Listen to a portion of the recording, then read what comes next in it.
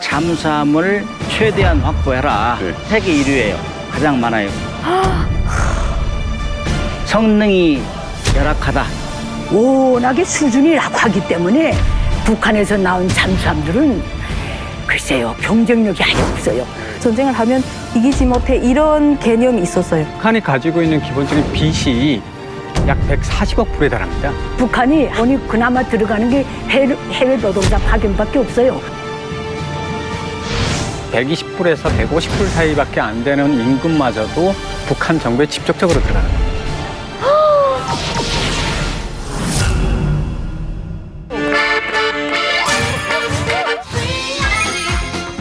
노래면 노래, 운동이면 운동, 다재다능은 있거든요. 누나가 남자친구도 진짜 쥐라프라고 했거든요. 진짜 많이 맞았어요. 동생 좀 교양시키느라고 때리고 패고 하긴 했어요.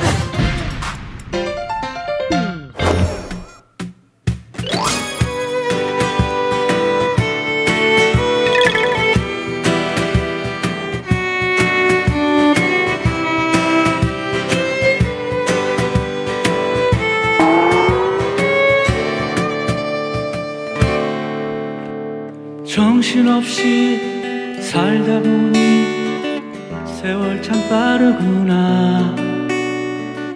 나이도 반백, 머리도 반백, 여기저기 반은 백수.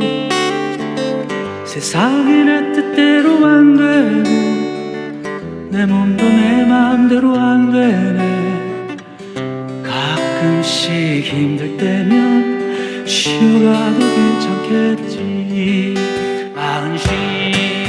만신 인생 뭐 별거 없다. 걱정하지 말고 즐기는 게 최고. 인생은 소풍이다. 만신 인생의 황금기다. 하고 싶은 대로 마음 가는 대로 신나게 살아보자.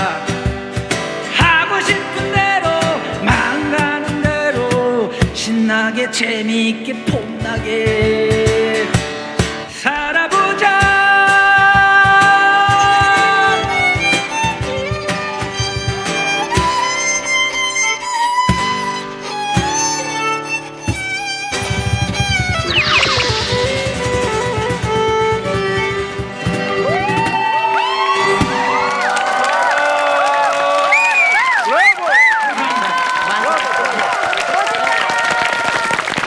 야, 정말 노래 잘 들었습니다. 홍성 씨의 마흔신 정말 최고입니다. 예. 너무 좋아요. 그런데 네. 옆에 계신 분 많이 뵌 분이 여기 계시는데 누구시죠? 설마? 교수님? 설마 그분? 여기 나오신 분. 어머. 안녕하십니까. 현장수석 고국입니다. 아니, 저기 노래 어떻게 들으셨어요, 수석님? 사실 제목이 망신. 망신이 아니라 망신. 망신. 보기에는 굉장히 망신처럼 들려가지고 깜짝 놀랐습니다. 마음껏 살아보자 망신. 노래 잘 들었고요. 하지만 가수는 권력을 절대 이런 프로그램에서 남용해서는 안 됩니다. 자기의 권력은 가요 무대나 가요 프로그램에서 신곡을 발표해야 된다고 생각합니다. 제대로 한번 일어나 주시겠어요? 아니 뭐, 너 항상 왜 그 소리 들고 있는 건 뭡니까 왜? 왜? 어떻게 대박이다. 시중에 돌고 있는 사진은 이거밖에 없었어요. 아니 저기 근데 항상 안내가 나는 것 같아. 뭐 커피를 드시는 거예요, 뭐예요? 예, 빈 겁니다. 빈 겁니다.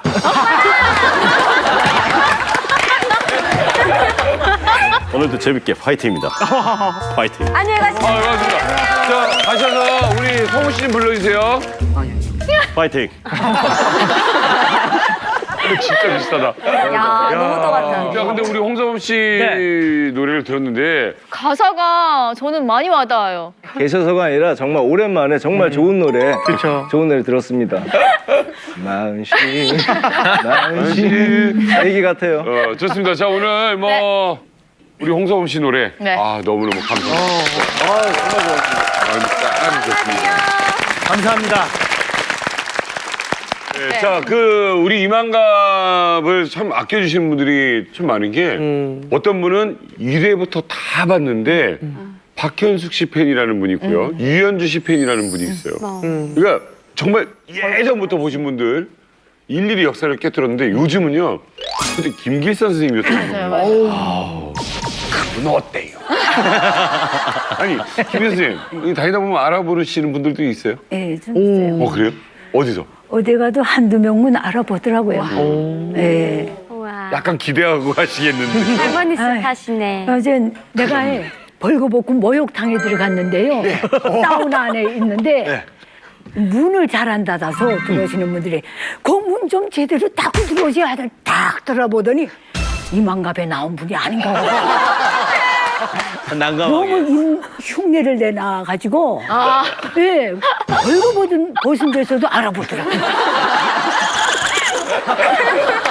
얼마 전인가 그 식당에 갔던 적이 있어요. 고급 식당에 갔댔는데 얘기를 하는데 문이 열리더니 주방장이라면서 들어오시더라고요. 횟집이니까 그 손님 다 보면서 막 회를 뜨고 그러는 것 같아요. 오픈돼 있더라고요. 근데 쑥 들어갔는데 따라 들어오더니 아, 이만갑에 나오는 분이 아닌가 해서 맞아요. 그렇다고요. 알아봐주니까 고맙잖아요. 서빙을 얼마나 잘 받았는지 몰라요. 와. 네, 계속 나오시라고 너무 감사하더라고요. 자, 그런가 하면 우리 저 사람 누구야? 형석 씨 아니에요? 이름 왜 이래요? 왜 이름 바뀌었어요? 이성주. 원래 이게 제 이름이에요.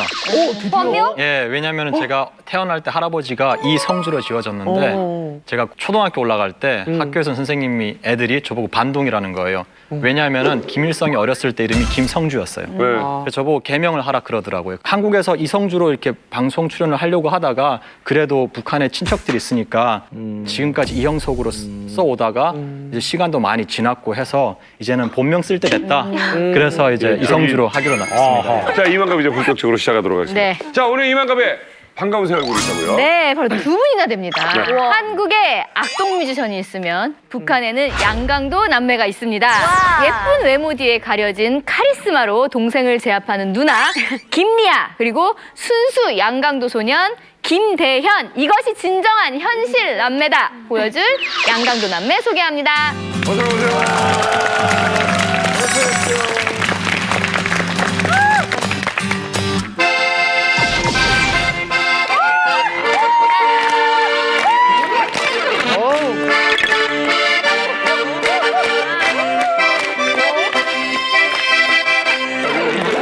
동포 여러분, 형제 여러분, 이렇게 만나니 반갑습니다. 울산고조와 웃으며 절산고조와 눈물이세 오호호호호호 일이야. 반갑습니다. 반갑습니다. 반갑습니다. 반갑습니다.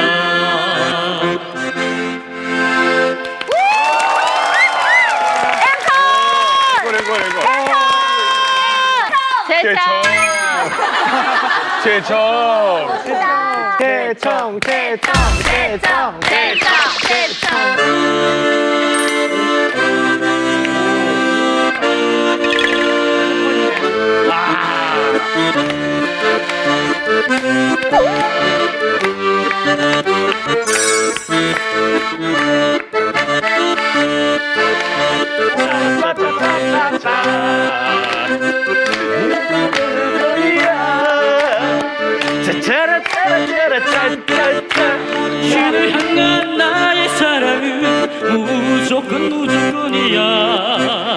당신을 향한 나의 사랑은 특급 사랑이야. 태평양을 건너 대서양을 건너 인도양을 건너서라도 당신이 부르면 달려갈 거야. 무조건 달려갈 거야.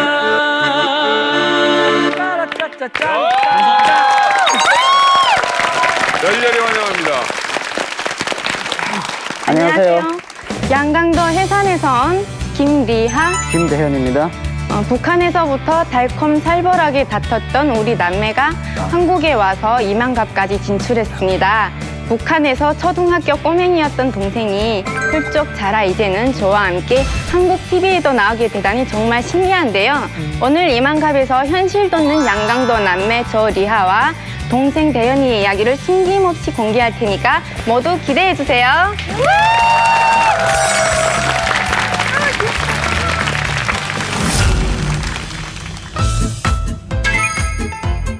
노래면 노래, 운동이면 운동, 다재다능한 이거든요.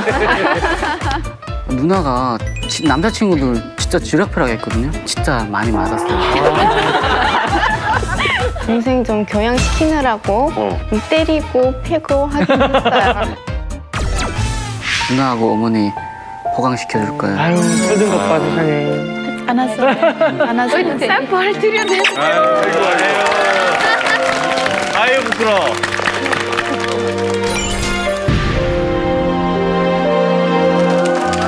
네, 매주 새롭고 신기한 이야기가 가득한 이만갑. 오늘의 주제는요, 특별히 우리 최민영 위원장님과 유현주 씨가 공개해 주시겠습니다.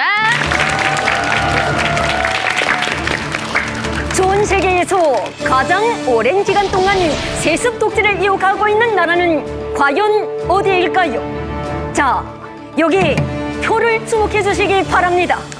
먼저 3위. 2대에 걸쳐 51년째 세습 독재 정권을 이어가고 있는 나라가 있습니다. 바로 전 세계에서 후진국으로 꼽히는 아프리카 토고입니다. 아버지 야신베 에야데마에 이어 아들 바우레가 독재 정권 배턴을 넘겨받으며 토고가 세습 독재 국가 순위 3위를 차지했습니다. 다음으로 2위는요. 북한과도 각별한 사이로 알려진 그 나라 바로 쿠바입니다. 쿠바. 쿠바의 초대 국가평의회 의장인 피델 카스트로는 2006년 7월 장출혈로 수술을 받은 뒤 건강이 극도로 악화되자 2008년 친동생인 라울 카스트로에게 잠정적으로 국정 운영을 넘겨주게 됐는데요. 이로써 쿠바는 58년째 세습 독재 체제를 유지하며 세습 독재 국가 순위 2위에 올랐습니다. 좋습니다. 그렇다면은 대망의 1위를 차지한 나라는 어디일까요? 바로 김일성, 김정일, 김정은. 이 3대에 걸쳐 무려 69년 동안 독재 정치를 내세우고 있는 북한입니다. 20세기 이후 전 세계 그 어느 나라를 살펴봐도 할아버지, 아버지, 아들 이렇게 3대 세습으로 독재를 이어나가는 나라는 북한이 유일무이합니다. 정말 지긋지긋하지 않습니까? 지긋지긋합니다. 오늘은 북한의 군수, 외교, 환경 등 다양한 분야에서 세계 1위의 이름을 올린 북한의 기록들을 통해 북한 실상을 제대로 파헤쳐 보도록 하겠습니다. 지금까지 고분 여성 유현주, 그럭저럭 괜찮은 남자 나만의 최.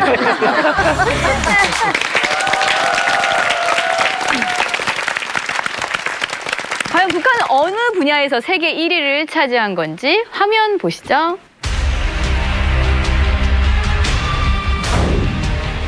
미국의 한 군사력 평가 기관에 따르면 세계에서 가장 많은 잠수함을 보유하고 있는 나라.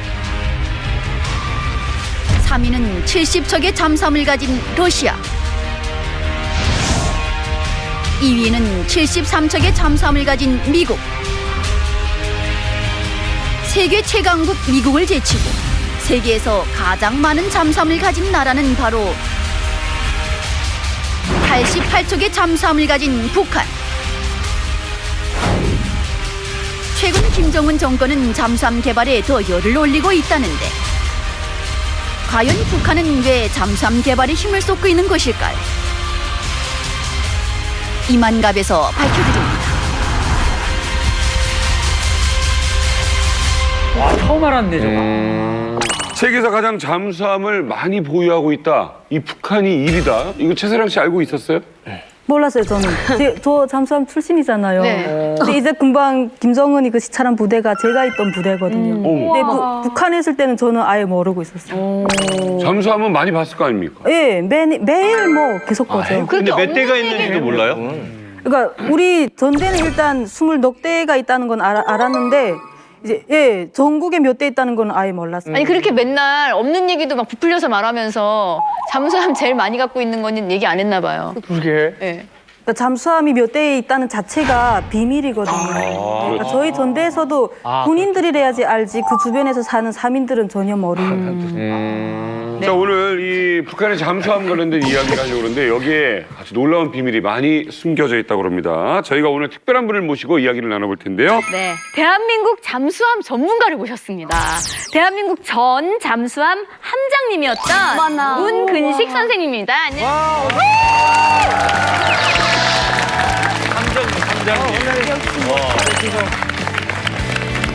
잠수함에 관련된 거 제가 아는 거 다 쏟아놓고 가겠습니다.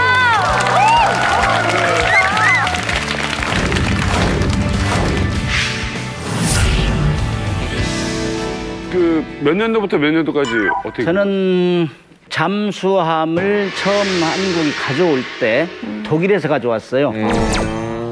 1993년부터 우리가 잠수함을 갖기 시작했어요. 그러니까 독일에 가서 한 2년 반 정도 교육받고 가져와서 한국에서 수많은 훈련을 통해서 열심히 했죠. 그래서 지금까지 사고 없이 아주 고속 성장을 하고 있습니다. 그 예편은 언제 하셨습니까? 저는 2012년 말에 대령으로 전역했어요. 교육은 아마 잠수함에서는 제일 많이 받았을 거예요. 근데 이제 제가 군생활 32년을 했는데 그 중에서 22년을 잠수함 분야에 근무했어요. 함장도 하고 어떻게 보면 잠수함 전문가인데 다른 면에서는 잠수함밖에 몰라요. 함장님 저 죄송하지만 술 드시고 한번 없어지면 못 찾는다고. 아니 근데 죄송한데 이게 농담이지만 사람들이 그러잖아요. 없어지면 잠수 탔다고 그러고. 제일 기분 나쁜 게 들면서 잠수 탔다. 빚지고 도망가는 사람들 잠수 탔다고 하잖아요. 맞아. 정말 기분 나빠요. 그러니까 남들은 이게 농담으로 하는 얘기지만 진짜 잠수 탔다고. 폐부를 찔리는 거잖아요. 저는 저 잠수함 하면은 정말 여쭤보고 싶은 게 그거였어요. 잠수함은 오래도록 바다 밑에서 생활을 하니까 햇빛을 볼 수가 없고 밖으로 못 나오잖아요. 그럼 그 안에서 폐쇄공포증이라든가 이런 거에 굉장히 위협이 있을 것 같은데 그런 거 극복은 어떻게 사전에 아니면 그런 걸 다 테스트를 하나요? 사전에 테스트를 해요.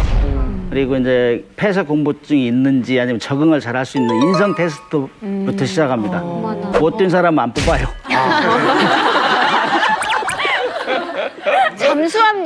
잠수함도 멀미해요? 당연히 하죠. 당연히 하죠.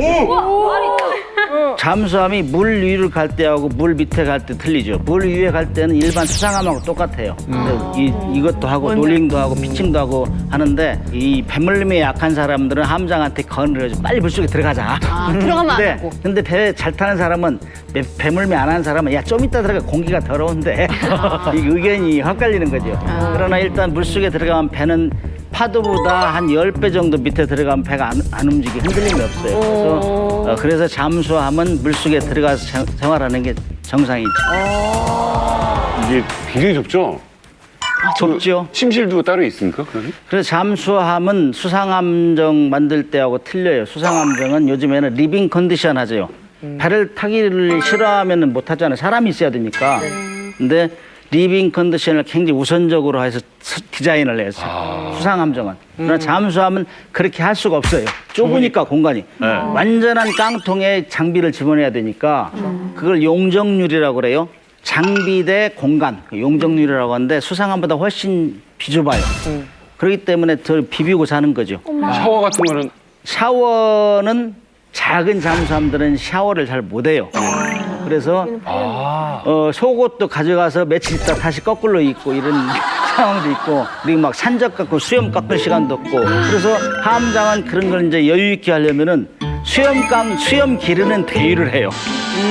수염을 멋있게 기른 사람은 상을 주는 거죠. 와 멋있다. 나 이거 처음 들어봤어요. 그러게. 저 진짜 이렇게 잡다한 거 되게 궁금해서. 그러니까 아니 잠수함 얘기하다 보면은 3박 4일 해야 되기 때문에 진도 나가세요. 아니 하나만. 잠수함 물 속에 있으면 깜깜할 거 아니에요. 예. 뱃속도 깜깜합니까? 잠수함은 물 속에 들어가면 장님이에요, 장님. 귀로 듣고 가요. 불이 없어요? 귀로 이렇게 하고 귀로 센서로 이렇게 듣고 저기 홍서범 씨 얘기 노래하면 들려요. 저기 누구 노래인지 남희석 씨 보면은 저기 남희석 씨 목소리구나, 부인 목소리구나, 혼나는구나 이런 거 다 들려요. 그래서 그걸 가지고 방향을 조절하면서 바로 돌고래가 그런다고 들었어요. 그래서 잠수함에 일단 들어가면은 아침, 저녁, 점심을 몰라요. 그래서 당직자가 시계를 보고 아침 6시에 불을 켜줘요. 그러면 그게 청소예요, 이제. 청소하면은 자다가 지금 7시든 밥 먹는 시간이라 일어나서 밥 먹고 그다음에 저녁 밤 10시 되면 불을 꺼줘요. 그러면 잘 때 됐구나. 참 대단하십니다. 항상 근무하는 데는 불을 켜놓으니까. 아니 근데 저는 영화에서 보면요, 그 전쟁 영화에서 이런 얘기하다 끝나도 이게 보면은 남자들은 잠수함에 관심이 엄청 많잖아요. 정말 저희 애들 잠수함 사달라고 맨날 그러거든요. 그 영화에서 보면 나 제일 궁금한 게 통신이 어떻게 될까? 물속에. 통신이 이게 어떻게 되는 거예요? 잠수함은 일단 육지에서 바다로 나갈 때 하고 물 위에서 물 밑에 들어갈 때 2번 세상하고 단절해요.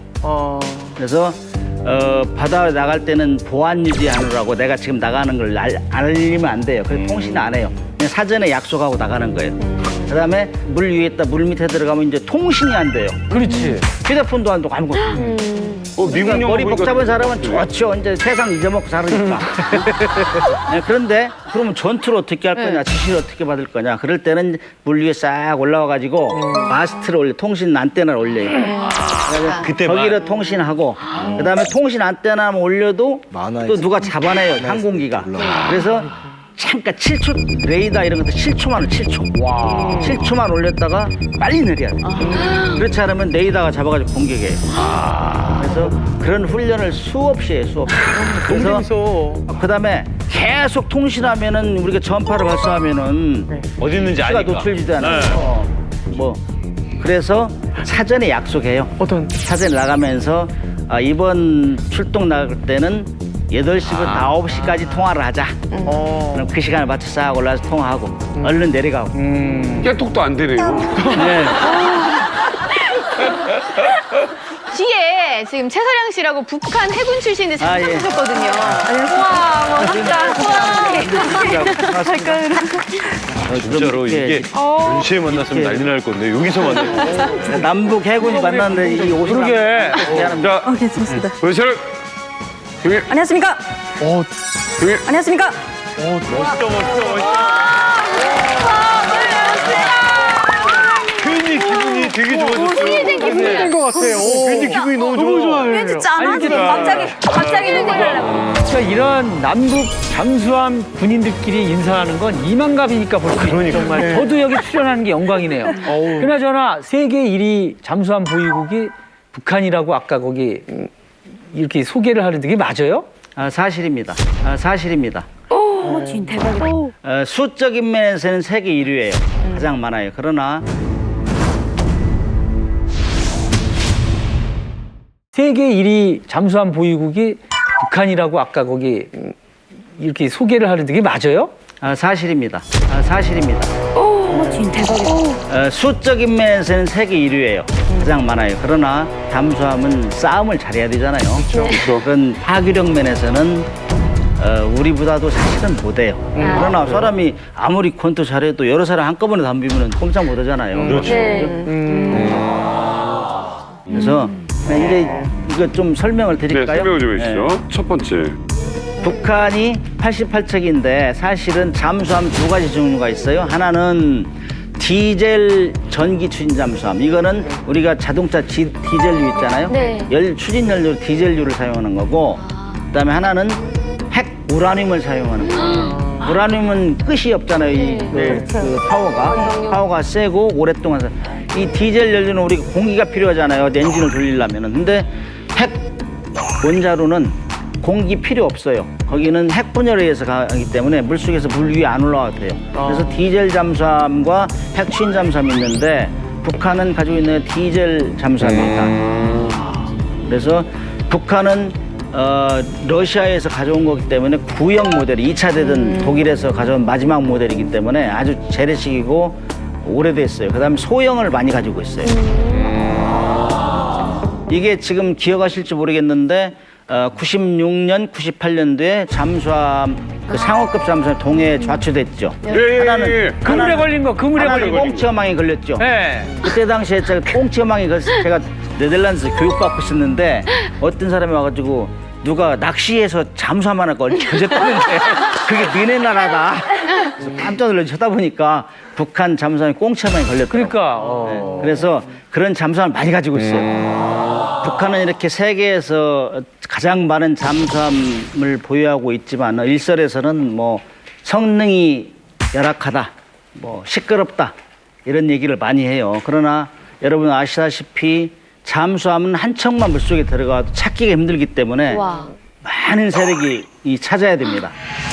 그래서 2차 대전 때 같은 경우는 잠수함 한 척을 잡는데 수상함정이 25척이 이렇게 찾아야 되는 이런 어려움이 있어요. 왜냐하면 물속에서는 잠수함 잡기 힘들기 때문에 이런 잠수함을 계속 키우는 거는 지난번에 우리가 전쟁 직전으로 갈 때 같이 많은 잠수함을 투입시켜가지고 게릴라전 수행, 그다음에 주요 후방시설을 교란시키고 이런 데 동시다발적으로 사용하겠다. 예. 특히 원자력 발전소 이런 데는 그 조그마한 잠수함에 잠수정에 특수전 요원 몇 명만 싣고 갔다 거기 가깝잖아요. 또. 공격을 해버리면 그 완전히 아수라장이 되는 거예요. 남한이 이런 의도를 많이 보여주고 있습니다. 죄송하지만 도대체 몇 미터까지 내려가길래 이렇게 찾기 어렵다고 하시는 거예요?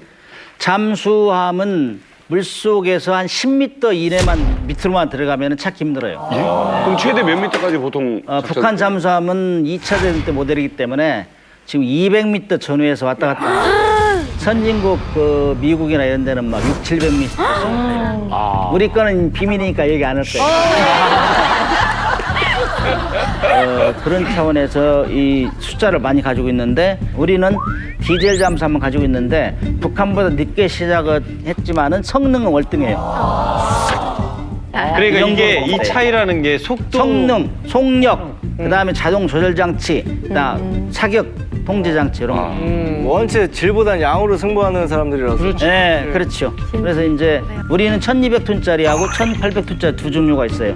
그럼 몇 명? 저는 1200톤. 인원은 다 똑같아요. 40명. 많이 들어요. 40명 타요. 미국 같은 경우는 핵추진 잠수함만 가지고 있어요. 미국도 디젤 잠수함을 가지고 있었는데 핵추진 잠수함을 만들어 보니 사용해 보니 훨씬 낫더라. 돈은 많이 들어도.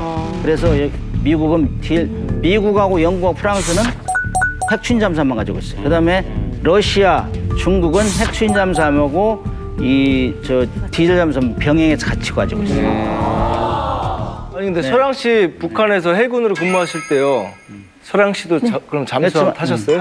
네, 저 잠수함 타봤습니다. 근데 선체에 잠깐 타봤었는데 사실 내부에는 딱 잠수함 군인들 제외하고는 일체 그 누구도 들어갈 수 없거든요. 여자 군인이 없다고요? 예, 여자 군인은 원래 기본으로 없고 그 안에는 잠수함 성원 외에는 다른 사람 일체 들어가지도 못해. 출입이 안 돼요. 근데 저는 그 선체에 잠깐 탔었는데 예. 잠수함 이제 기동하는 소리가 되게 요란하거든요. 근데 옆에서 막 이제 야, 너 밥 먹었어? 이렇게 지금 소리를 해도 들리지 않을 정도예요. 근데 모든 잠수함이 다 그런 요란한 소리는 똑같더라고요. 그러니까 원래 그런 소리를 내는데 그러니까 저희 전대는 24척이 있었는데 거의 30%는 다 술이 가거든요. 근데 사실 겉으로 보건대는 그냥 도색을 잘 칠했으니까 새 것처럼 보이지만 사실 3분의 1 정도는 다 이제 수리를 가고 사실 성능이 또 안 좋아가지고 되게 위에서 지적을 많이 받는 거 저희 교환에 있었으니까 들었거든요. 이게 잠수함이라는 게 군수산업체에서 제일 높은 기술이에요. 근데 북한은 민간 경제 자체도 없고 경제력이나 거기에 합당한 기술력이 전혀 없는 나라예요. 정상적인 국가에서 볼 때는 군수부문 내놓고는 개떼를 몽둥이도 없는 나라예요. 북한이라는 거는 아무것도 없어요. 그런 속에서 저 잠수함이 나왔는데 그때 김일성이가 민족의 경사라고 그렇게 떠들었어요. 그 저 사료에 딱 그렇게 나와 있거든요. 그해 이제 80년대에 들어와서 6호에서 소형 잠수정, 소형 잠수함, 그다음에 이제 무슨 반잠수정 같은 거 그런 거 모델을 가져다가 그걸 해서 생산했는데 워낙에 수준이 낙하기 때문에 북한에서 나온 잠수함들은 글쎄요 경쟁력이 아예 없어요. 근데 이게 왜 그러냐면 왜 북한이 이 소형 잠수함이 맞는가 하면 이건 북한의 해군 전략과 관련되는 거예요. 김정일이가 1992년 4월 달에 그때 김정일이가 나와가지고 자랑스럽다고 하면서 뭐라고 말했냐면 이걸 많이 생산해서 수시로 남조선 근해, 남해, 동해, 서해를 수시로 교대로 드나들면서 맨 밑에서 움직이다가 최고 사령관이 공격 명령 내리면 특전대 뭐 이런 것들이 공격 수단으로 해서 타격하는 이런 전략으로 우린 나가야 된다. 딱 그렇게 해놓은 거예요. 그래서 만들었는데 꽁치 그물에 걸렸다면 그건 잠수함이라는 거 뻔하잖아요. 그것도 간첩용무로 나오는 잠수함은 보통 잠수함이 아니거든요. 잠수함이 한번 기동하자면 기름이 몇십 톤을 먹는다고 하거든요. 근데 이제 기름 부족으로 한 해에 2번씩 하는데 2달씩밖에 못 하거든요. 1년에 훈련은. 네, 그 정도밖에. 북한은 잠수함이 좀 많아도 훈련을 제대로 못하는 상황인 것 같은데 이 북한에서는 왜 잠수함 사는 걸 이렇게 목숨 거는 것 같은 느낌이 들어요? 북한의 잠수함이 한국보다 월등하게 많거든요. 많은 이유가 잠수함의 핵심이 어뢰를 어느 만큼 정확하게 쏴서 수상함을 파괴시키냐 그거거든요. 그렇죠. 근데 북한은 어뢰를 발사하기보다는 잠수함에 폭탄을 실어가지고 수상함에 부딪혀요. 자폭을. 아이고. 그러기 위해서 숫자가 필요한 거예요, 사실은. 야, 너무 원시적이다. 이건 그러면 건조 능력이 있습니까? 건조 능력은 1963년부터 러시아하고 중국에서 가져왔는데 그거를 리엔지니어링, 리역설계 해가지고 수리도 하면서 배운 걸로 한 13년 지난 1976년도부터 자기들이 만들기 시작했어요. 러시아제를 모델해서 그게 만든 게 1800톤이고 그 이후에 한 1970년대 말 80년대 초부터는 300톤급 그 크기를 양산했어요, 양산. 그래서 근데 사실 조잡해요. 그러나 한 척만 물속에 들어가도 게릴라 세력으로 변하기 때문에 숫자적으로는 엄청난 위협이다 했잖아요. 그렇죠. 그래서 그거를 어떻게 대비하느냐 이것이 우리의 필요하잖아요. 그래서 쉬운 말로 하면은 피로 나느냐 광세기로 나느냐. 또 우리도 점진적으로 핵추진 잠수함을 가져야 되겠다 이런 여론이 지금 있어요. 왜냐하면 북한이 SLBM을 개발했기 때문에. 선생님, 근데 혹시 SLBM이 뭐예요? SLBM은 잠수함 발사 탄도미사일 그래요. 핵무기는 북한이 생존을 걸고 개발하는 거예요. 이게 있어야 적화 통일도 하고 미국 놈도 방해한다 그거 아니에요? 그래서 핵무기를 만들어서 하니 계속 항공모함 미국의 B-52 이런 데 와서 계속 노리고 있잖아요. 핵기지에 대해서. 그냥 불안한 거예요. 내가 먼저 당할까 봐. 그래서 그 핵무기를 물속에 집어넣는 게 SLBM, 잠수함에. 잠수함 들어가면 모르잖아요. 그래서 현존하는 무기체계 중 SLBM, ICBM 요즘 많이 나오잖아요. ICBM은 대륙간 탄도탄이에요. 평양에서 쏴서 미국으로 가게 하는 이게 목표인데 그 가다가 다 걸리잖아요. 뭐 요격당하고. 그래서 잠수함을 싣고 가까이 가서 기습으로 하겠다. 그게 이동식 미사일이구나. 자, 2015년도에 북한에서 잠수함에 이 탄도미사일을 싣고 발사를 했죠. 그 영상 보시겠습니다. 경야는 최고사령관 김정은 원수님의 직접적인 발기와 세심한 지도 속에 개발 완성된 우리식의 위력한 전략 잠수함 탄도탄 소중 시험 발사가 진행됐습니다.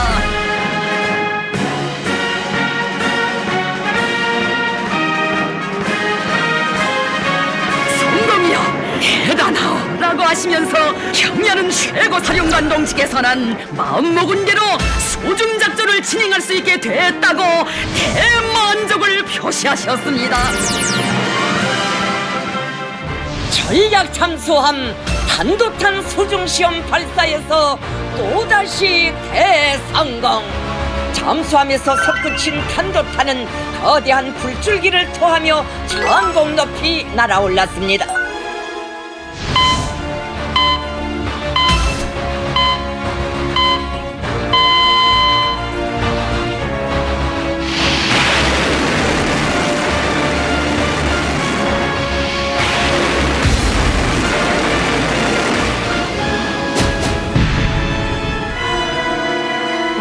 어떡해. 장난감인 줄 아는 거 아니에요? 돌아다니면 인민들이 이 영상을 보다 보니까 성공이야 대단하오 대단해. 저는 그게 아니라 저 여자분이 더 대단한 것 같기도 한데. 어쨌든 이게 북한 잠수함에서 SLBM을 쐈다는 건 성공을 했다는 거잖아요. 그럼 위험이 있는 거 아닙니까, 우리한테? 그렇죠. 세계에서 7번째로 성공한 거예요. 그냥 올인한 거죠. 거기다 이제 요즘 북한에서 주장하는 게 핵무기 소형화, 경량화, 다중화 이걸 주장하잖아요. 그래서 작게 만들어서 SLBM까지 집어넣었다. 그래서 우리는 지금 세계 각국에서 북한이 SLBM을 성능 시험에 성공했다 이렇게 보고 있어요. 그래서 거기에 대비를 지금 하고 있어요. 어떤 대비? SLBM은 핵무기 싣고 간다는 건데 그걸 어떻게 할 거냐. 그래서 우리가 지금 핵무기를 싣고 가는 SLBM 잠수함을 추적하려면은 핵추인 잠수함이 아니면 할 수 없어요. 그래서 우리도 그쪽으로 지금 하고 있어요. 근데 아까 저 SLBM 세계에서 7번째로 성공했다 그랬잖아요. 우리나라도 성공을 했나요? 우리는 SLBM 기술은 확보했어요. 확보했고 이제 SLBM은 궁극적으로는 그 미사일에 핵탄두를 실어야 제격이에요. 그런데 선진국이 지금 6개국은 다 핵탄두를 실은 거예요. 마찬가지 이번에 북한 것도 핵무기 소형화를 성공했다 했잖아요. 그럼 거기다 실었기 때문에 시험을 한 거예요. 그러나 핵탄두를 폭발하면 문제가 생기니까 그냥 이미테이션을 한 거지. 그러나 500km 정도 날렸다는 건 다 기술을 확보한 거예요. 그래서 우리도 그런 기술을 가지고 있는데 우리는 핵탄두를 실겠다는 계획은 없잖아요. 우리는 비핵화하기 때문에 그래서 만약에 북한이 어떻게 나오면 우리는 어떻게 하겠다는 계획은 가지고 있는데 그거는 정책적으로 결정이 돼야죠. 우리나라 건조 기술은 지금 어느 정도 있는 겁니까? 핵추인 잠수함은 원자로를 얼마나 컴팩트하게 만들어 집어넣느냐. 잠수함은 잘 만들 수 있냐 두 가지예요. 근데 지금 우리는 원자로는 UAE, 그다음에 요르단, 사우디에 수출하고 있잖아요. 스마트 원자로를. 그래서 그 원리는 똑같아요. 그래서 원자로를 얼마나 컴팩트하게 만들어서 함정 장비하고 인터페이스를 잘하느냐. 이것이 키고. 그다음에 우리가 독자 설계 건조한 잠수함이 3,000톤급이에요. 그게 2018년도에 물에 띄워집니다. 그러면 현 상태에서 결심만 하면은 이걸 조합을 하고 그거를 국가적 기술력 총 결집하면은 금방 만들어낼 수 있어요. 우리나라가 조선업의 또 이거니까. 북한의 잠수함들은 일단 전시에는 저측에 침투형으로 그리고 또 정찰용으로 소형 잠수함 같은 경우에는 많이 진입한다고 하거든요. 그리고 또 군인들 같은 경우에는 옛날 당국에서는 뭐 군사 강국이다 뭐 이런 거를 계속 하잖아요. 근데 군인들 자체는 우리도 이제 그냥 뒤에 앉아서 말하기는 야 우리가 대국들하고는 대비도 안 돼. 그러니까 우리가 전쟁을 만약에 전쟁을 하면 이기지 못해 이런 개념이 있었어요. 아니 북한은요. 그 한 척이 아까 말씀하셨을 때 뭐 3천억, 5천억 이렇게 말씀하셨잖아요. 그들이 얘기하는 그 인민들 그 식량이 없어가지고 여기저기 지원해달라고 하는 나라가 그 잠수함을 그렇게 살 수 있는 그 돈이 그 자금이 도대체 어디서 나오는 겁니까?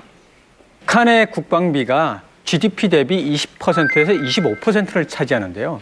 이게 세계적으로 놓고 봤을 때 세계 1위를 차지하는 부분입니다. 굉장히 많은 양을 차지하는 거죠. 여기에 더해서 북한이 다른 이제 나라로부터 지고 있는 빚이 무려 140억 불에 달한다는 얘기가 있습니다. 그럼 이 돈을 계산을 하면 대한민국 돈으로 약 15조 9천억, 8천억 정도가 된다고 보시면 되겠습니다.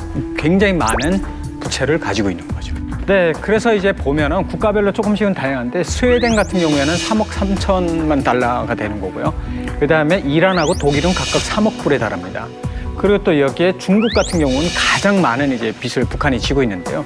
약 69억 8천만 달러에 달한다고 합니다. 워낙 이제 빚이 많으니까 갚을 수 있는 능력이 안 되고 그래서 여지까지 40년 가까이 갚지를 못하고 있는 상태고요. 뭐 엄청난 빚이 참 많네요. 아 그렇죠. 북한은 뭐 빅국가니까 다 빚이에요. 몽땅 다 빚이에요. 나는 우리 제일 북한에 무상원 줘요, 유상원 줘요, 뭐 어떻게 뭐 계약해서 주고서 돈을 제일 못 받은 나라가 러시아하고 중국이에요. 받을 생각도 뭐 안 해요, 이제는. 북한에서 살 때. 우리나라가 빚이 있어서 그걸 내가 80년대 초에 알았어요. 우리 남편이 저 유고슬라비아의 어디 큰 그 국적 발칸에서 제일 큰 터빈 공장에 가서 2년 동안 실습했는데 그 공장 지배인이 북조선 기술자 2명 실습 온 걸 받아놓고 만나기만 하면 너희 나라는 왜 돈을 안 주냐 그런다는 거예요. 몇 년 전에 터빈을 하나 가져갔는데 돈을 안 줘서 우리가 지금 노예를 못 준다고 노동자들한테 만나기만 하면 그렇게 말을 하더라는 거예요. 자기도 깜짝 놀랐대요. 저 수령적소에 그런 빚을 지고 있는지 몰랐으니까. 근데 그때 가 있는 어간에 찌또가 죽은 거예요. 김일성이가 빚 때문에 먹이면서 죽음 장례식까지 갔댔어요. 그때 찌또 죽은데 초마 먹고까지 갔을 거예요. 그래서 어떻게 해서 그 빚을 탕감받았어요. 그 후에 김일성이가 빚이 많다는 거 초말한 거예요. 그래서 북한에도 군모기 운동했댔어요 한때. 빚 갚으려고? 네. 아니 듣다 보니까 정말 태산인데요.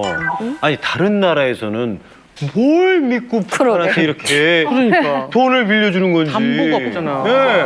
북한에서 그 김일성이 정치를 시작할 때 1960년대입니다. 그때는 동유럽 사회주의 나라들이 다 있었고요. 그러니까 그 나라들과 무역 교육을 먼저 시작하는 거죠. 교육을 하는 과정에서 이미 빚을 지기 시작합니다. 그러다가 1970년대 들어와서는 우리 대한민국의 성장 과정을 보게 되면서 북한도 자기들 스스로 유럽하고의 이 교육을 시작해야겠다. 그러면서 유럽형의 그 기계들도 수입하게 되죠.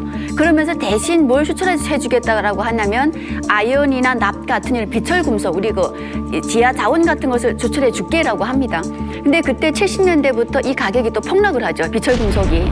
그러면서 이 수출도 못하고 이것이 무역 적자가 계속 늘어나게 된다라는 겁니다. 그렇게 빌려주기만 하고 받지도 못하는데 돌려달라고 빅도촉 같은 거 안 하나요? 사실 북한이 이 빚을 더 이상 갚지 못하겠다고 손든 게 1984년입니다. 그래서 그때 더 이상 갚지 못한다라고 하니까 국제사회에서 이제 이 국가는 부채 지불 불능 국가로 이제 지정을 하고 그러면서 OECD 국가들이 포기를 하게 돼요. 그러니까 빚을 더 이상 이제 빌려주지도 않고 더 이상 이 국가에는 빚을 받을 만한 상황이 아니다라고 이제 포기를 해버려요. 국제사회가. 사실 근데 북한이 러시아에 굉장히 많은 빚을 이제 지고 있었는데요. 그 부분에서 약 90%를 러시아가 탕감을 해줬습니다. 당연히 이제 이유가 없이는 탕감을 안 해주겠죠. 그러니까 러시아의 입장에서는 시베리아 횡단 열차가 종단이 이제 한반도입니다. 그러니까 종단 열차까지 이어지려면 북한의 협조가 필요합니다. 그리고 이 열차라고 하는 건 러시아의 이제 동부 지역의 발전에 굉장히 중요한 역할을 하고 그런 면에서 북한을 적극적으로 협조하도록 만들기 위한 하나의 이제 움직임이라고 볼 수 있는 거죠. 참 웃기게도 북한에는 스웨덴 대사관이 있어요. 근데요, 스웨덴 대사관이 세워진 그 경위를 보면은 북한이 스웨덴에 빚을 못 갚아서 사실은 40년 전에 이제 그 스웨덴 대표 브랜드인 이제 볼보 그 차를 많이 북한에서 수입을 했어요. 근데 수출을 한 그 공장들에서 북한이 워낙 안 갚으니까 이 공장들이 국가에 찾아가가지고 제발 북한 보고 돈 좀 갚아라고 해라. 가정방문. 그렇죠.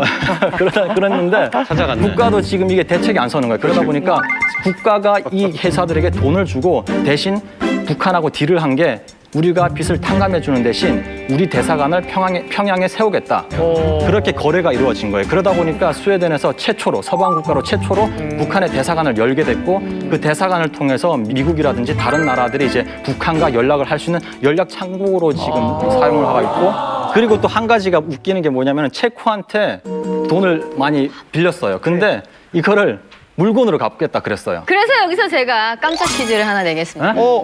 그럼 북한이 체코에게 진 빚을 갚기 위해 이걸로 대신 갚겠다. 과연 그 물건은 무엇일까요? 거기서도 양귀비 같은 거 키운다 그랬으니까. 야, 이거 말 된다. 마약 종류. 야, 이거. 저거 아닐까? 저기 북한 지금 핵은 많이 갖고 있다며. 핵이지, 핵. 여기 핵 갖고 왔나요? 우라늄. 아니, 잠깐. 진짜 먹는 겁니까? 아니면 못 먹는 겁니까? 먹는 겁니다. 먹는 거래요. 옥수수 주민들도 못 먹어요. 정답. 굉장히 어떻게 이렇게 부르지? 북한하면 이거잖아요. 하나, 둘, 셋. 뭐야? 이거 말 되네요. 개성인사. 이건 못생겨. 개성에도 인상 있구나. 북한은 체코에 진 빚을 갚기 위해서 인삼을 주겠다라는 약속을 합니다. 근데 그 인삼량이 무려 400톤에 달하고요. 그러다 보니까 체코 정부가 우리 체코 국민이 1년 동안의 인삼을 소비한 양이 1.4톤인데 그러면 285년 동안을 이 인삼을 먹으라는 거냐라고 하면서 아연을 달라고 합니다. 그러니까 북한이 이런 수법을 여러 나라에도 많이 쓰는데 이란 같은 경우는 잠수함을 주겠다는 약속도 합니다. 아니 뻔뻔하면 이건 진짜 우주 최강인 것 같은데. 우리 기사 새끼 여쭤보게 북한은 인삼이 좀 많아요? 혹시? 많았으면 여기 분들이 다 인삼 구경했겠죠. 북한에서 인삼 구경 쉽게 못해요. 그렇지 않아요. 근데 체코 뭐 주겠다고 하면 체코 엿먹이는 사람으로 북한의 개성 고려 인삼은 국가 브랜드예요. 그러니까 그 경쟁력 있게 딱 해서 뭐 빚을 갚아도 갚아야 되는데 그걸 1년에 한 톤도 되나 마나 해요, 그게. 그러니까 체코에서도 드디어 이제 배로 왔어. 개성인삼이 왔어. 자, 인삼. 도라지. 저는 계속 인삼은 들어는 봤지만 보지는 못했어요. 그리고 저희 집은 이제 장벽 쪽이라 보니까 장벽 쪽에서 이제 인삼을 많이 심거든요. 그래서 우리 북한 사람들이 중국 쪽에 넘어가가지고 그 중국 인삼을 더 덕질해가지고 다시 중국 쪽에다 계속 인삼이라고 팔아요. 오히려 인삼은 한국이 더 많아요. 북한은 지금 잠수함을 늘릴 때가 아니에요. 제가 봤을 때는 지금 빚 갚을 때예요. 지금 무슨 생각으로 살아가는지 모르겠어요. 들어올 돈은 점점 이제 지불 능력이 없으니까 다 무역 관계가 다 차단되고 또 동구권이 다 또 없어지다 나니까 더 한 거예요. 그래서 본격적으로 재범죄적인 행위를 많이 했죠. 무기 밀매, 슈퍼노트, 그다음에 마약 밀매, 가짜 외국 담배 만드는 거, 가짜 상품 만들어 유통시키는 거, 그것도 이제 다 차단이 돼가지고 이제는 너무 감시가 들어간 거예요. 그러니까 북한이 합법적으로 이제 돈이 그나마 들어가는 게 해외 노동자 파견밖에 없어요. 나가서 자기 노동력으로 번 돈을 국제 제재할 수 없잖아요. 그러니까 그게 들어가는 거예요. 최근에 북한이 중국과의 관계가 지금 악화돼가고 있지 않습니까? 그리고 또 중국을 겨냥한 대북 제재가 이루어지고 있고 그러다 보니까 지금 러시아하고 관계를 개선하려고 지금 적극적으로 지금 나서고 있어요. 그래서 그 단편적인 신뢰가 바로 뭐냐면 기존에는 중국에다가 해외 노동자들을 파견해서 외화를 벌어 갔다라고 한다면 이제는 러시아에다 대고 파견합니다. 그래서 그 파견된 노동자가 지금 2배가 늘어나서 4만 명 정도가 되는데 이 4만 명이 1년 동안에 벌어들이는 그 외화가 7억 달러다라는 이런 얘기도 나오고 있습니다. 최근에 해외에 파견된 북한 노동자들의 실상이 담긴 영상을 저희 채널 A에서 단독 입수했습니다. 함께 보시죠. 한낮 기온이 40도가 넘는 중동 국가 카타르. 북한은 외화 벌이를 위해 이곳 카타르에 약 2,600명의 북한 노동자를 파견했다. 건설 현장에서 하루 14시간씩 일을 하고 있는 북한 노동자. 하루 몇 시간 정도 됐습니까? 이제 아침에 6시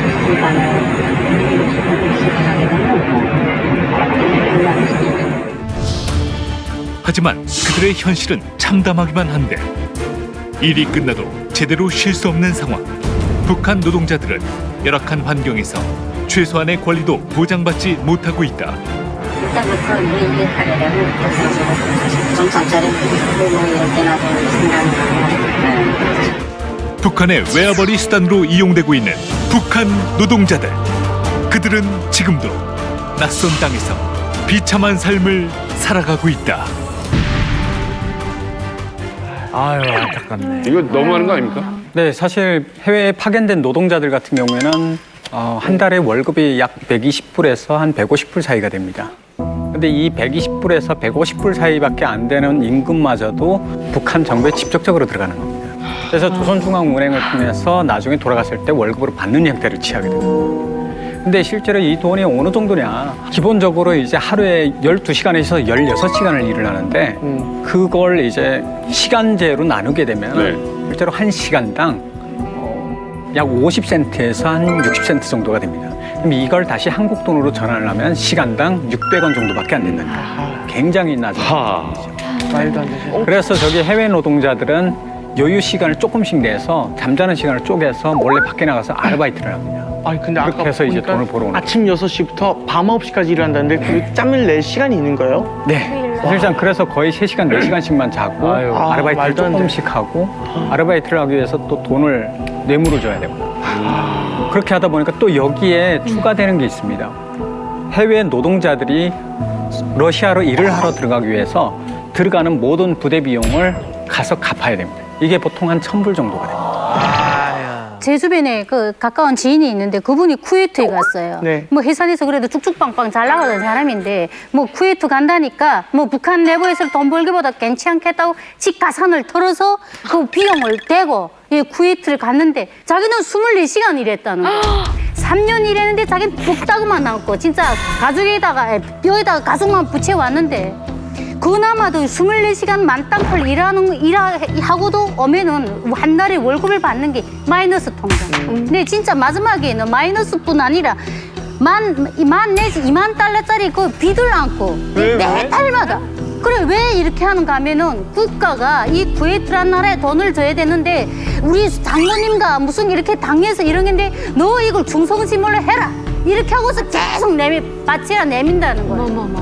그러니까 이 사람은 죽도록 일을 해도 일전 한 푼 가지고 오지 못하고 근데 요즘 날짜가 됐어요. 3년 동안 계약했는데 집을 가자니까 돈이 없어요. 그래서 낮에는 일하고 밤에는 그러니까 자기 책임자나 그 당조직에다 돈을 주기로 하고 파고출 줄러 나간대요.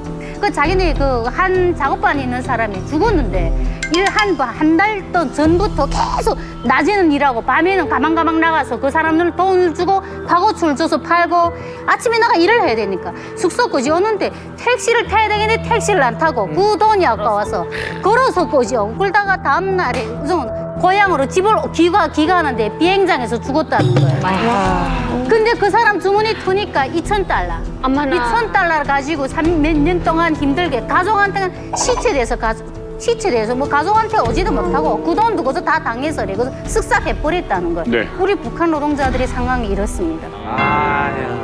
혹시나 그 우리 여러분들께 다 여쭤보는 거지만 이것 또한 세계 1위다 북한이 이런 거 혹시 알고 계시거나 알려주실 분 계시는가요?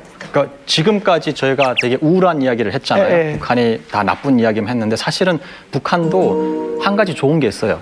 2016년 브라질 올림픽 때 참가국이 한 207개국이 됐는데 100명당 메달을 딴 수로 이제 국가를 순위를 매겼을 때 북한이 1위였어요.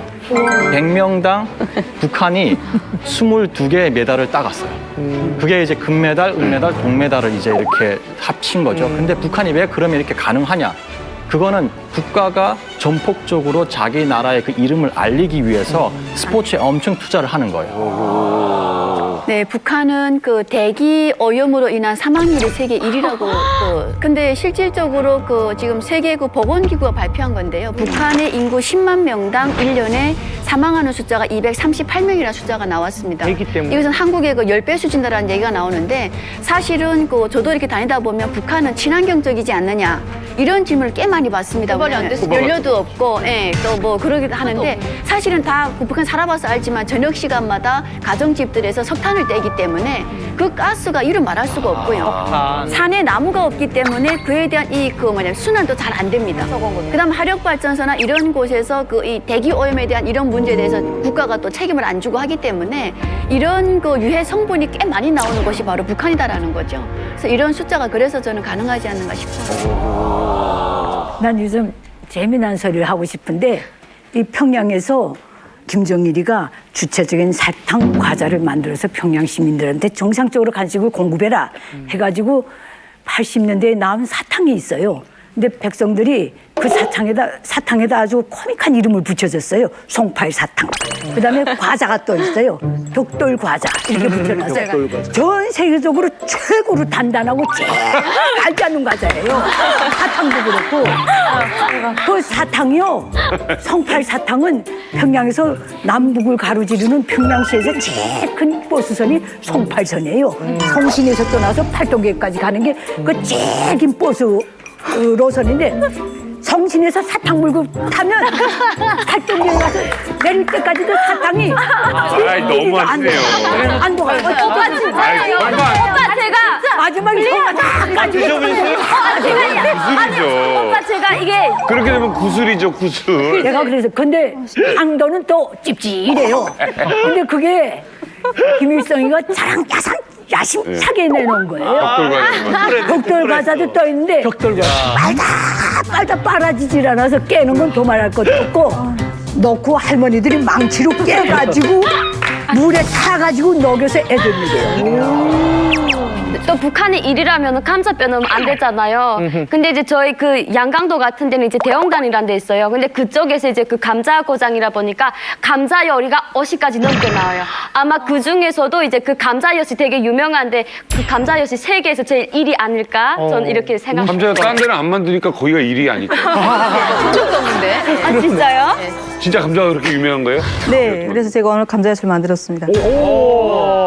엄마랑 어젯밤에 자지 못하고 했었거든요. 이 북에서 이렇게 네. 어린이들이 먹는다. 저희는 간식으로 이거를 계속 다려서 먹었거든요. 이쁜데? 밤 아닙니다. 나 이거 순대인 줄 알았어. 이게 딱 다 붙어내고. 이거 약간 우리 자갈 명절날 먹을 만한 아, 엿이구나, 엿. 송편 맛 나는데, 송편 맛? 아니 이게 근데 안 떨어져. 어때요? 맛이 어떻습니까? 입이 안 돼. 이게 안. 잘 드세요. 보고 아마니. 가만히 계시라는 건가 봐요. 예. 아니, 냄새는 좋은 것 같은데. 송편 냄새가. 예, 송편, 깨맛 송편 맛이에요, 그냥. 근데 이거 내일 아침까지 먹을 수 있을 것 같아. 안 녹아.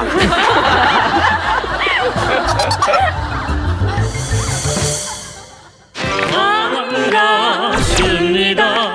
반갑습니다. 반갑습니다. 반갑습니다.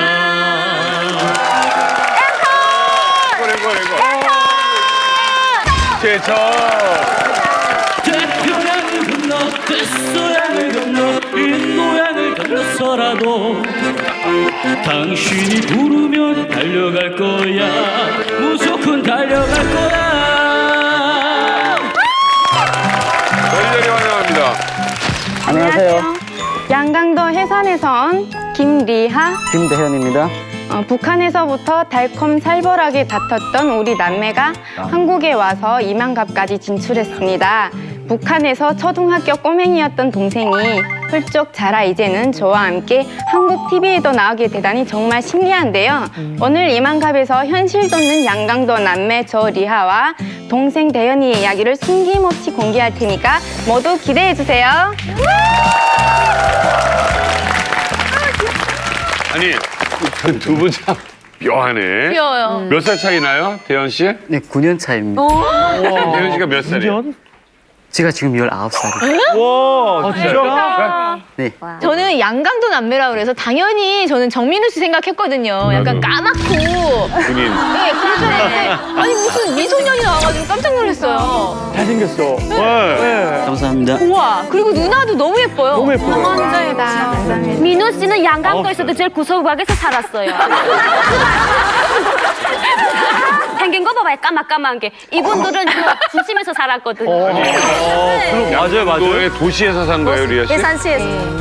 진짜? 도 다른데 뭐. 해산시 중심은 그 여기로 말하면 서울에서 강남, 압구정 이렇게 좀 잘 사는 동네가 모여져 있거든요. 예. 어디 살았어요? 저는 시흥동이라고 제일 중심에 역전도 제일 가깝고 제일 중심 아파트에서 살았어요. 우리도 시흥동 있는데. 역시 뭔가 좀 이게 달라요. 연주도 아무나 배우는 게 아닐 거 아니에요. 그러네요. 아니 그리고 저는 아코디언 남자가 연주하는 거 처음 봤는데 힘이 다르긴 한 것 같아요.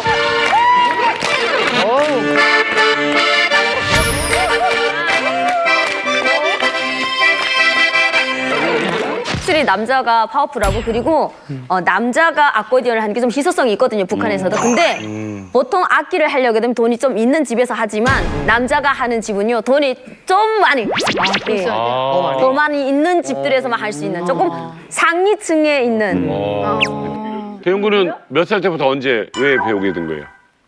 6살 때부터는 피아노를 배우고요. 12살 때부터 아코디언을 배웠거든요. 그랬는데 제가 워낙 좀 아코디언을 잘 치다 나니까 수영중학교 음악 써져 있는데 여자애들 한 60명 됐나? 그런데 제가 저도 책임자였어요. 제가 좀 센스가 있나 봐요. 약간 인기도 많았겠어요. 인기는 없었어요. 실력만 좋았어요. 이게 뭐지? 겸손과 잘난 척을 동시에. 트랙인데요. 매력인데요. 리아 씨. 네. 집이 좀 돈이 있었던 겁니까? 네, 저희 집은 할아버지가 일본에서 사업하시다가 북한으로 그때 당시 귀국하셔가지고 샴푸라든가 린스라든가 이렇게 가전제품, 뭐 옷도 그렇고 메이크업 다 이런 제품들을 그 외화상점이라고 있어요. 그럼 거기서 다 구매해서 쓰고 해서 아버님, 어머님 되게 동생 뒷바라지를 잘 해주셔가지고 동생이 뭐 못하는 것도 없고 뭐 노래면 노래, 운동이면 운동, 아코디언, 피아노 뭐 다 잘 치고 되게 다재다능한 애거든요. 아니 근데 동생도 그 동생이 사실 이제 누나도 굉장히 미인이신 게 예, 굉장히 인기가 많으셨을 것 같거든요. 그쵸? 인기가 많았다고 할 수는 없지만 그래도 또래에서 딱 먹던 애가 저 많이 좋아해서 사귀어가지고 걔도 꽤 잘 사는 애였는데 그때 당시 외국어 학원을 다니고 있었어요. 거기서 세 줄의 세알이라고 단위원장 하는 거 뭐 아시죠? 그 애였는데 한번 어떤 생일 때 제 생일 때 양순백화점 중식당 가서 되게 맛있는 거 많이 사주고 그때 제일 비싼 선물도 시계 하나 해줬던 게 기억나거든요. 저 동생이 얘기해봐요. 누나 인기 많았어요? 누나요? 네. 인기보다는 좀 짱이었죠. 짱? 짱? 싸움 짱? 무서웠어요? 네, 진짜 무서워요. 진짜? 누나 친구들한테서 들었는데 누나가 남자친구들 진짜 쥐락펴락 했거든요. 막 때리고. 저희 누나가 21살 때인지 22살 때인지 우리 형이 저 누나보다 1살 우위거든요. 그런데 집에서 싸움이 붙었어요. 근데 제가 몰래 봤죠. 근데 딱 몰래 보니까 안에 손으로 막 때리고 발을 차고 내차고. 어떡해. 아 이게 뭐야. 진짜 무서웠어요. 저도 보는 사람도 안 무서웠어요. 아 그렇게 안 보이는데. 이렇게 가는 거야 진짜 정신. 막 이렇게 가는 거예요. 이렇게. 와. 그 누나랑 싸워본 적 있어요? 싸웠다기보단 진짜 많이 맞았어요. 진짜 많이 맞았어요.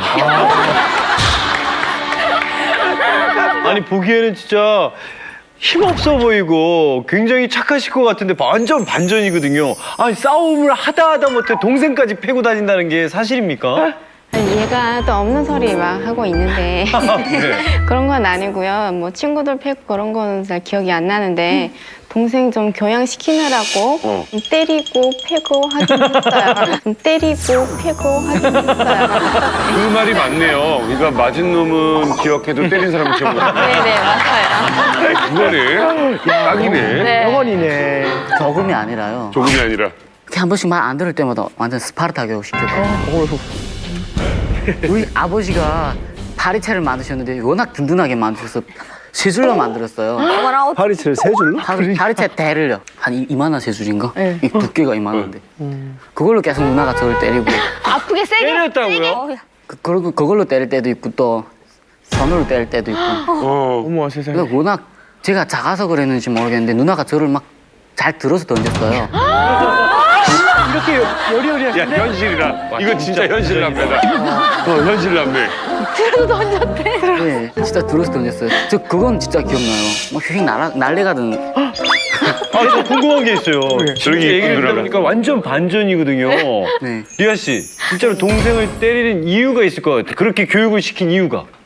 일본에는 교육이 되게 강하셔가지고 저는 어려서부터 어머니, 아버지 이렇게 항상 존칭어 쓰고 학교 갔다 와도 대학교 졸업할 때까지 학교 갔다 오겠습니다, 학교 다녀왔습니다, 꼭꼭 인사하고 이렇게 했는데 동생은 좀 막내고 좀 어리다 보니까 어머니한테도 좀 반말하고 자기 하고 싶은 거 좀 다 하려고 하고 징징거리고 하다 보니까 그리고 그 동생을 좀 좋은 데 데려가서 데리고 놀렸고 친구들하고 온천에 갔었는데 네네.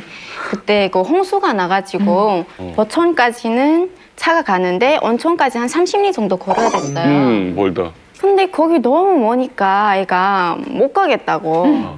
가야지 어떻게 해. 누나가 업고 갈 수도 없는 거고. 가자 오르고 달래도 말을 안 들으니까 친구들 없는 데서 어딜 때렸나요? 그냥 뭐 각 때려서. 어린이랑 보이는 대로. 아니 그때 몇 살 때예요, 대현 씨가? 대현이 몇 살이에요? 11살? 11살짜리가 그렇게 12km 걸어서 온천 가고 싶은 건 아니잖아요.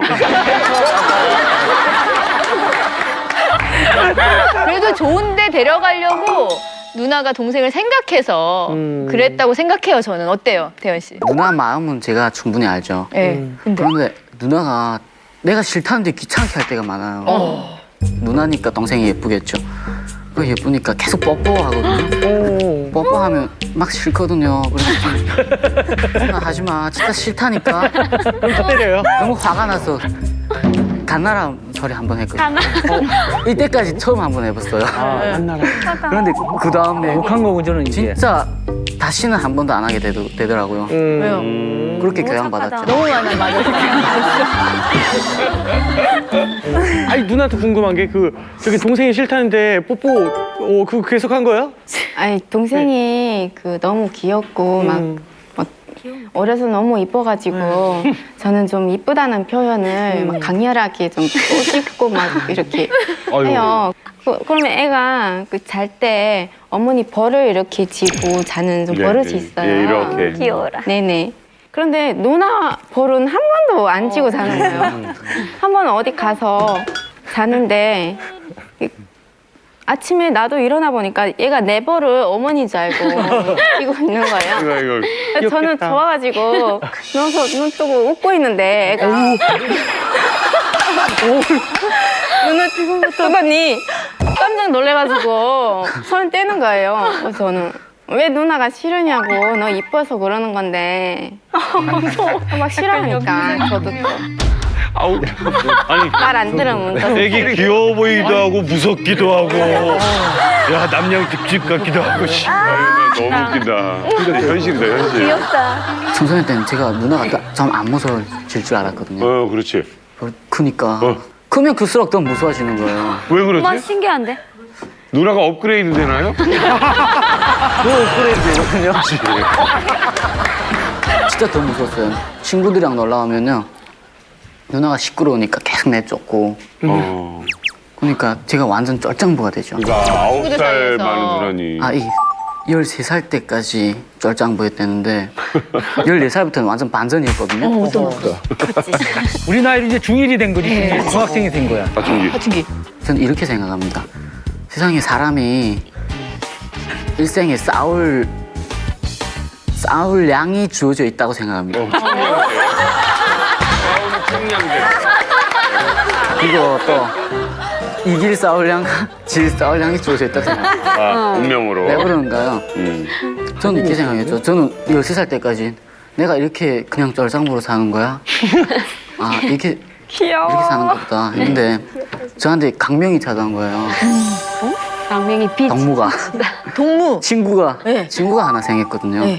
뭐 나쁜 친구 사귄 거 아니야? 친구가 어떻게 했는데? 그 물을 어떻게 했는데 벗어났다는 거지. 대장부가 됐다는 게 어떤 뜻이에요? 배짱을 키워줬죠. 제가 13살 전에는요. 친구들이랑 싸워서 한 번도 이겨본 싸움이었거든요. 그런데 14살부터는 한 번도 져본 싸움이었어요. 그동안 맞은 게 효과가 있었던 거네요. 네, 그런 것 같아요. 누나 덕이네. 맞았으니까 이기는 거겠죠. 맞는 것도 요령이 있어야 돼. 12명이랑 싸웠거든요, 제가 혼자서. 12명?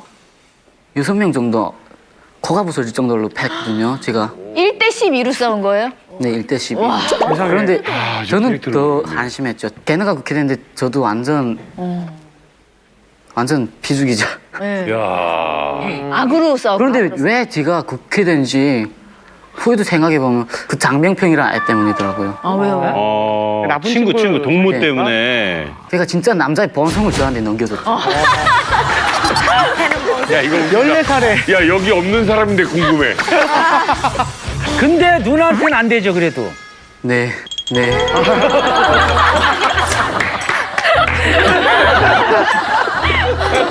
동생이 아주 어리다 보니까 동생을 보는 게 제 마음이 좀 짠하기도 하고 대견하기도 하고 이쁘기도 하고 해서 누나가 돈을 버는데 그래도 뭔가를 좀 해주고 싶은 마음이 갑자기 딱 들어서 그때 당시는 제 나이 때 오토바이 타고 다니는 게 최고였어요. 아, 이거 거의 유행을 했구나. 네, 동생이 아직 어리니까 좀 한 18살쯤 되면 누나가 꼭 돈 벌어서 네가 원하는 그 좋은 오토바이로 하나 사줄게 약속했었어요. 최고 누나다. 그래가지고 제가 여기로 오고 막 이렇게 좀 떨어져서 있다 보니까 여기서 돈 좀 모아서 오토바이 최고로 좋은 거 사라고 어머니한테 돈을 붙여드렸었어요. 근데 여기 데리고 와서 대안아 너 그때 누나가 약속했던 거 기억나? 그랬더니 기억난대요. 그래서 누나가 사실 오토바이 사라고 돈 보냈는데 샀어? 그러니까 자기 모른대요.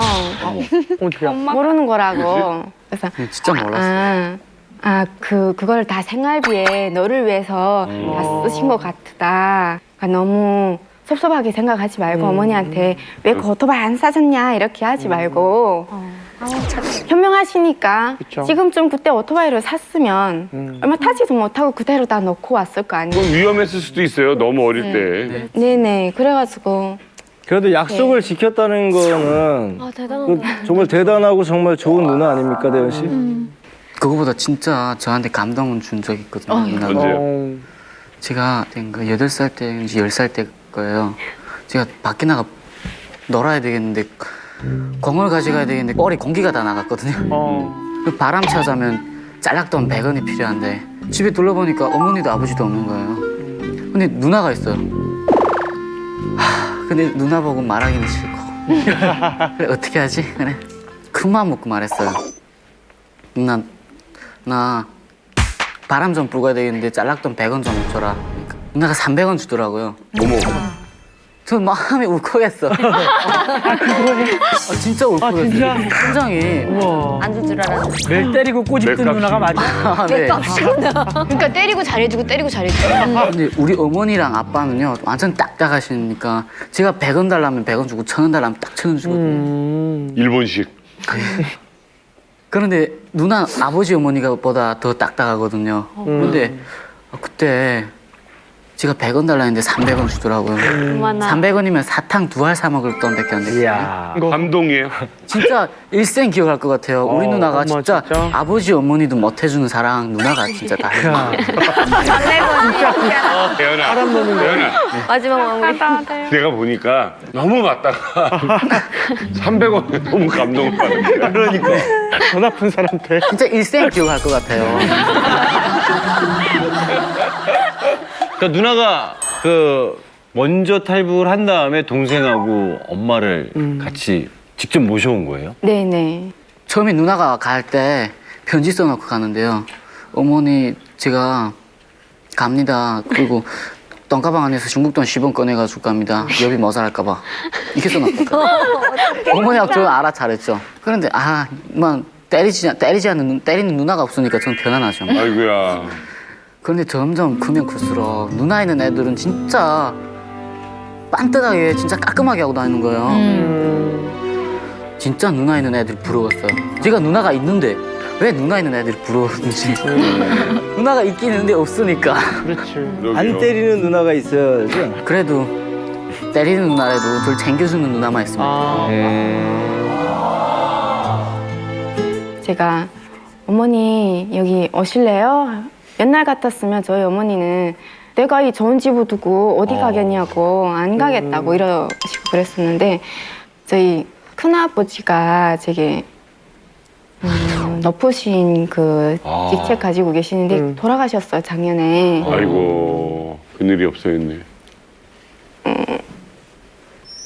큰아버지 저 되게 이뻐하셨는데 그래서 어머니 그러지 말고 여기 오시겠냐고 그랬어요. 그랬더니 그러시는 거예요. 안 오겠다고 하시던 분이 아, 되게 힘드시구나. 알았으니까 제가 다 준비하고 있을 테니까 거기서도 떠날 준비하고 계시라고 그랬어요. 근데 좀 거기 정세가 좀 안 좋다 보니까 위험하지.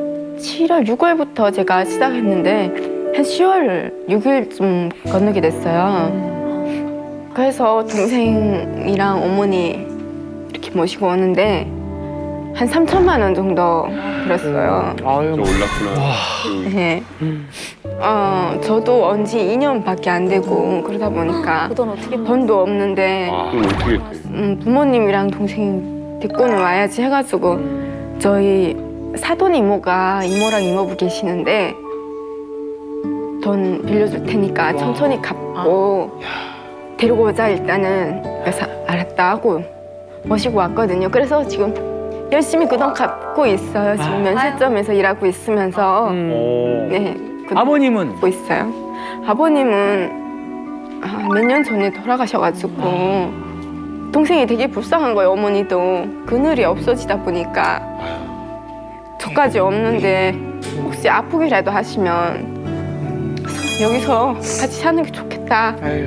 여기 온다고 해서 저도 한 2년 동안 있어 보니까 다 좋은 게 아니더라. 그럼. 정말 돈이 먹고 남아서 돈 보내주는 게 아니더라고. 그냥 안 먹고 안 쓰고 내가 아껴서 이렇게 모시고 오고 여기서도 이렇게 열심히 살아야 된다고 하니까 그거를 아시고 오시라고. 그냥 온다고 해서 막 잘 사는 거 아니니까 혹시나 우리가 북한에서 살던 것보다 더 못 살 수 있으니까 집도 없고 각오하시고 오시라고. 그래서 모시고 와서 하나원에서 4월 26일 날 퇴소했어요. 얼마 안 됐네요. 네, 이제 2개월 대형군 지금 하나원 나온 지 얼마 안 된 거예요? 네. 대형군 어때요? 대한민국에서 이렇게 지금 한 2달 생활해 보니까. 진짜 좋아요. 제가 편의점 알바하거든요 지금. 그게 가능해요? 제품 이름도 모르고. 어려울 텐데 진짜. 예, 진짜 실수 많이 했어요. 진짜 심장이 막 터져 나오는 것 같아요. 아이고. 말도 안 되고요. 그렇지. 아니 손님이 와서 뭐는 어디 있어요 하고 물어보면 진짜 난감하잖아 이거. 네, 죄송합니다. 어디 있는지 좀 가르쳐 주시면 감사하겠습니다. 어디 있는지 좀 가르쳐 주시면 감사하겠습니다. 반대로. 반대로. 손님이 미안하겠다. 미안해하겠다. 전자레인지 데피는 거예요. 전자레인지. 몇 분 누르는 거기 다 있는데 밖에 써져 있거든요. 그걸 제가 조금 기억했거든요. 몇 분 누르는 한 번은 실수해서 15초 해야 되는 거 45초 했고. 아이고. 터졌겠다. 그게 됐어. 네. 저 리아 씨는 어때요? 동생이 와서 지금 대한민국 아무것도 모르는데 이거 사실 언어도 그렇고 이게 외래어도 많이 쓰고 좀 걱정도 많이 됐을 것 같아요. 네, 처음에는 걱정 많이 하고 알려주려고 했는데 그래서 자기가 다 알아서 하니까 괜찮다고 그러더라고. 그래서 되게 많이 잘하고 정말 성숙되어 있는 모습을 봤는데요. 얘가 하루는 며칠 동안 일한 돈을 타가지고 온 거예요. 첫 시급인데 자기 생각할 때는 한 100만 원 정도는 탈 줄 알았는데 한 60밖에 못 가졌대요. 네. 지금 제가 또 알바도 하고 있거든요. 투잡 뛰고 있어요. 아 면세점에서 일하고 또 끝나고 치킨집에서 아르바이트 하는데 최고다. 우리 누나 새벽까지 일하는 게 너무 마음 아프니까 그렇게 힘들게 일하지 말라고. 엄마도 있고 자기도 있으니까 누나 돕는 데까지 힘껏 도울 테니까 귀여워라.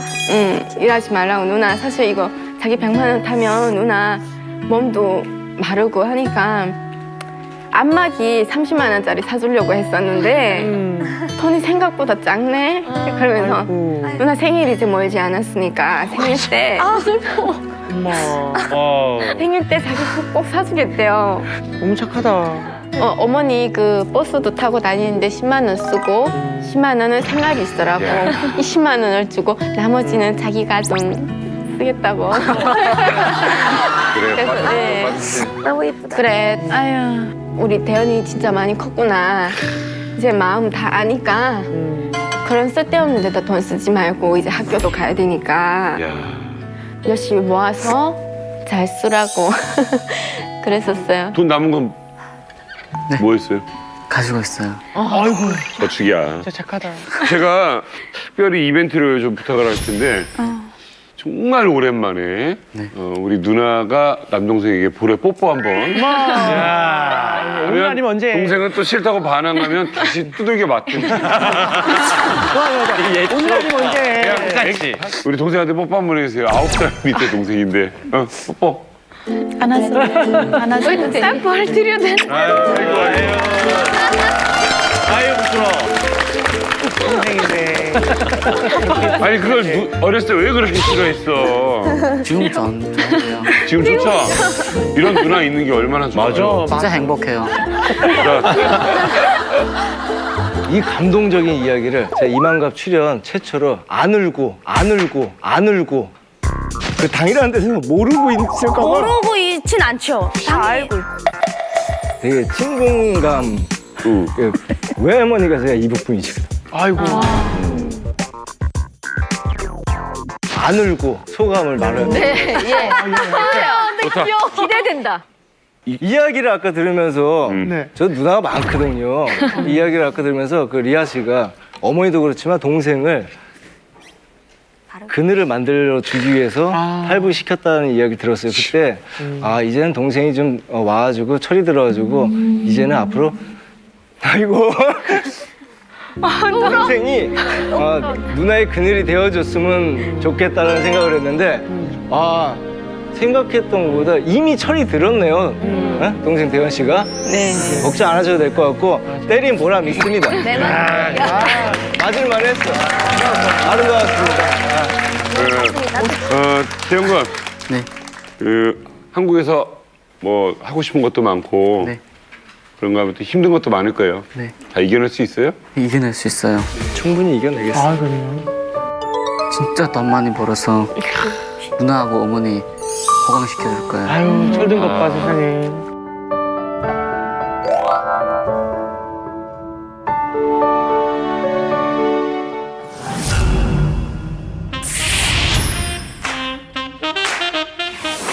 이야, 꼬조 장마당 아가야들 맵자지 않습니까? 잠깐만, 어머머. 너무 고와서 그냥 뽀뽀해줬어요. 손도 잡고 다니고 공원 같은 데서 어부바다 하고 다니고.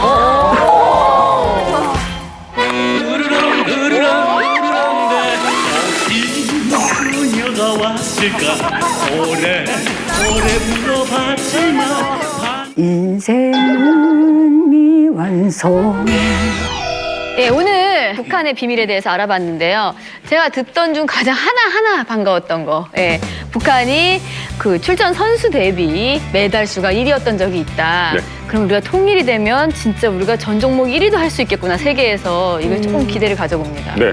이제만 돌아갑니다. 다음 시간에 뵙겠습니다.